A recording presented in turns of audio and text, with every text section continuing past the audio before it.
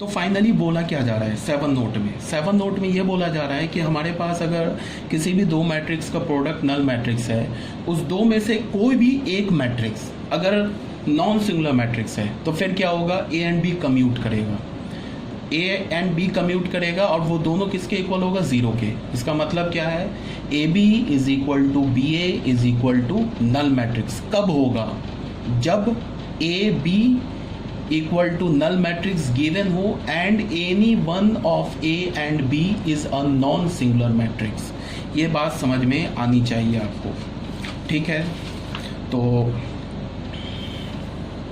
यही बात यहाँ पे बोला गया है, प्रूफ है, देख लेना। अब आ जाओ क्वेश्चन नंबर 16 में। क्वेश्चन नंबर 16 क्या बोल रहा है, इसको भी तुम देख लो एक बार।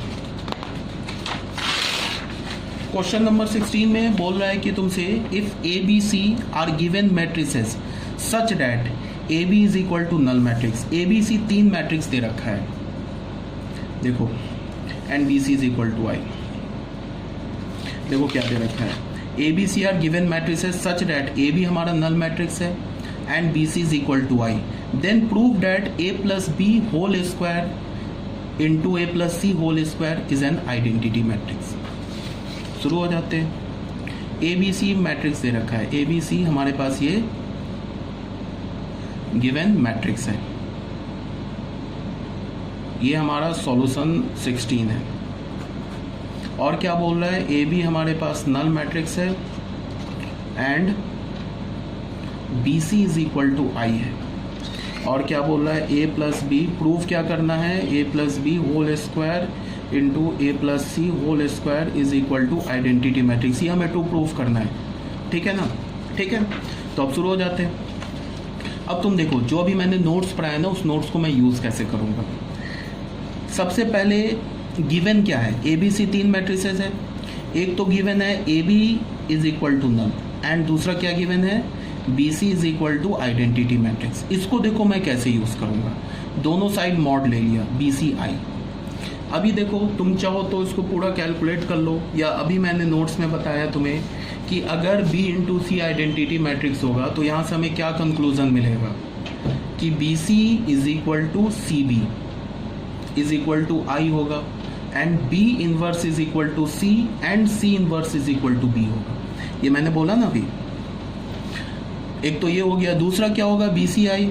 फिर हम इसको क्या लिख सकते हैं, determinant of B determinant of C is equal to determinant of identity matrix. ये क्या हो गया, determinant of B determinant of C is equal to 1। तो यहाँ से हमें क्या पता चल गया कि डिटर्मिनेंट B भी ज़ीरो नहीं है एंड डिटर्मिनेंट C भी ज़ीरो नहीं है, बिकॉज इनका प्रोडक्ट 1 हो गया। अब तुम देखो, अगर डिटर्मिनेंट B ज़ीरो नहीं है, यहाँ से मैंने क्या बोला, डिटर्मिनेंट B ज़ीरो नहीं है, तो यहाँ से क्या हो गया, B इनवर्स एग्जिस्ट करेगा, ठीक है। अब आ जाओ, अब जब B इनवर्स एग्जिस्ट कर गया तो मैंने क्या बोला, और हमारे पास क्या गिवन है, A B is equal to null matrix. अभी मैंने एक नोट में क्या बताया था कि अगर ए बी, इससे जस्ट पहले वाले नोट में क्या बताया था कि अगर ए इंटू बी नल मैट्रिक्स हो और उसमें से कोई भी एक मैट्रिक्स नॉन सिंगुलर हो तो फिर दूसरा मैट्रिक्स नल होना चाहिए। तो तुम देख लो, ए बी नल मैट्रिक्स हो गया और बी मैट्रिक्स जो है वो नॉन सिंगुलर हो गया नॉन सिंगुलर। तो यहाँ से हम डायरेक्ट लिख सकते हैं ए नल मैट्रिक्स होगा 100%। आगे बात समझ में, या तो तुम इसको ऐसे प्रूफ भी कर सकते हो कि दोनों साइड डिटर्मिनेंट ले लिया, तो ये हो गया डिटर्मिनेंट ए डिटर्मिनेंट बी बराबर 0, सॉरी ऐसे नहीं, इसको ए बी बराबर नल मैट्रिक्स। अब हमने बी हमारा क्या है, का इन्वर्स एग्जिस्ट कर रहा है, तो बी से हमने दोनों साइड पोस्ट मल्टीप्लाई कर दिया, तो ये तो हमारा नल मैट्रिक्स हो गया। और इसमें एसोसिएटिव रूल यूज़ कर लिया, तो ए इंटू बी इनवर्स हो गया, ये नल मैट्रिक्स। तो ये क्या हो गया, ए आई नल मैट्रिक्स। तो यहाँ से हमें क्या पता चल गया, A is equal to null matrix. आगे बात समझ में।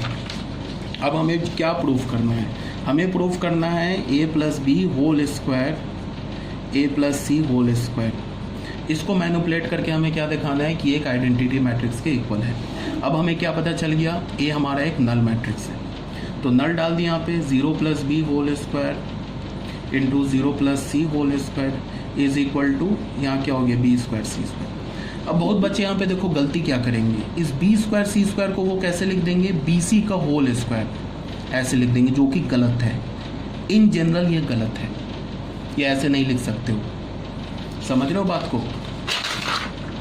इन जनरल तो फिर क्या सही होगा, ये मैट्रिक्स है, ये नंबर नहीं है।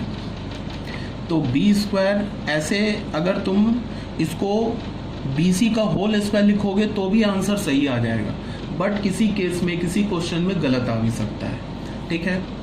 तो इसको हम लिखेंगे कैसे, b into B into C into C ऐसे लिखेंगे। फिर इसको हमने क्या बोला, b into B C into C. अब बी सी किसके इक्वल है, i के इक्वल है, तो क्या हो जाएगा b इंटू आई इंटू सी, तो फिर ये बी सी हो जाएगा। फिर बी सी किसके इक्वल, i के इक्वल, ठीक है ना।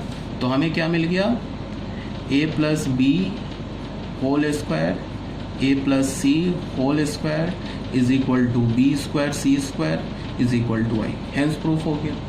अब अगर कोई बच्चा बोलेगा कि मैं अगर इस बी सी स्क्वायर को ऐसे लिख दूं, बी सी का होल स्क्वायर, फिर इस बी सी की जगह मैं आई लिख के आई का होल स्क्वायर करके आई लिख दूं, तो इस केस में तो आंसर आ गया। बट ये जो लॉजिक है ना, यहाँ से यहाँ वाला जो लॉजिक है, ये लॉजिक गलत है।